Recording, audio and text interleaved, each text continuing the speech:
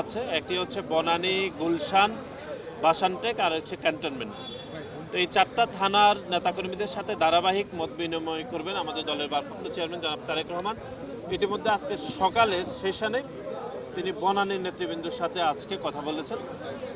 আর এর বাইরে আমাদের বনানীর বাইরে আমাদের টিটিভির কলেজ ছিল আর আইএসটি আমাদের যে একটি কলেজ, এই ইউনিটের নেতাকর্মীদের সাথে কথা বলেছেন। এখানে বিএনপি, যুবদল, স্বেচ্ছাসেবক দল, সকল অঙ্গ সংগঠন, মহিলা দল, ছাত্রদল সহ সকলে ভারপ্রাপ্ত চেয়ারম্যানের সাথে কথা বলেছেন।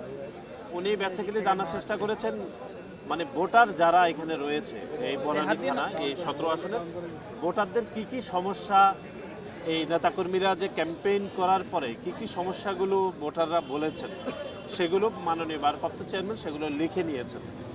এবং দলের পক্ষ থেকে 17 আসনের ভোটারদেরকে কি কি প্রতিশ্রুতি দেওয়া হবে, বিশেষ করে যেহেতু দলের ভারপ্রাপ্ত চেয়ারম্যান নিজেই নির্বাচন করছেন, সেটির বিষয়ে ভারপ্রাপ্ত চেয়ারম্যান নেতাকর্মীদেরকে নির্দেশনা দিয়েছেন। এবং আমরা এটি আজকে বিকালে আরেকটি সেশন হবে, আগামীকালও দুটি সেশন হবে।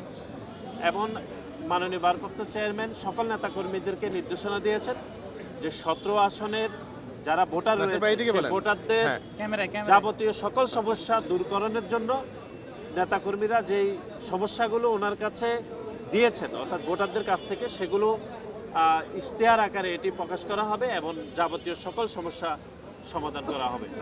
এটি আজকেও বিকালেও চলবে এবং আগামীকালও দুটি সেশনে চলবে। এবং আমরা আশাবাদী যে দলের ভারপ্রাপ্ত চেয়ারম্যান যেহেতু এখান থেকে ইলেকশন করছেন এবং আমরা বিপুল ব্যবধানে ইনশাল্লাহ ধানের শীষের প্রার্থী হিসাবে জনাব তারেক রহমান এখানে বিপুল ব্যবধানে জয়ী হবেন বলে আমরা অত্যন্ত আশাবাদী। ইনশাল্লাহ তিনি ভোটারদের প্রতি আহ্বান জানিয়েছেন যে দলের প্রার্থী হিসাবে ধানের শীষের পক্ষে এবং ধানের শীষের উপর ভরসা রাখার জন্য। এটি আমরা সকাল থেকে সেখানে শান্তিপূর্ণভাবে নির্বাচন হচ্ছে। বাংলাদেশের রাজনীতিতে এরকম একটি নির্বাচন সুস্থ হচ্ছে এটি আমরা যেরকম দেখছি, একই সাথে দুই একটা ত্রুটি বিচ্যুতিও প্রশাসনের পক্ষ থেকে করা হয়েছে।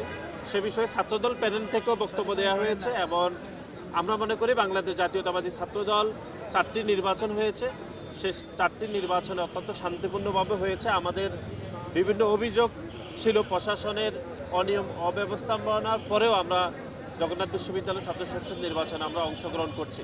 আর আপনি দেখেছেন জগন্নাথ বিশ্ববিদ্যালয় নির্বাচন সকাল থেকে হচ্ছে, সেখানে শিবিরের বিভিন্ন পর্যায়ের নেতৃবৃন্দর যারা এখানে ভোটার না তারা সেখানে মব তৈরি করে বিশৃঙ্খলা তৈরি করছে এবং জামাত ইসলামের বিভিন্ন জায়গা থেকে দেশের বিভিন্ন জায়গা থেকে তারা সন্ত্রাসী কার্যক্রম করার জন্য জগন্নাথ বিশ্ববিদ্যালয়ের সামনে জড়ো হয়েছে।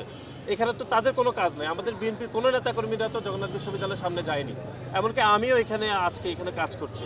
সুতরাং তারা কেনই বা জগন্নাথ বিশ্ববিদ্যালয়ের সামনে গিয়ে বিভিন্ন মব তৈরি করবে, বিভিন্ন বিশৃঙ্খলা তৈরি করবে, এটি কোনোভাবে কাম্য হতে পারে না। সেই জন্য নেতাকর্মীরা, সাধারণ শিক্ষার্থীরা তাদেরকে সেখান থেকে সরিয়ে দেওয়ার আমরা দেখেছি, সরিয়ে দিয়েছে।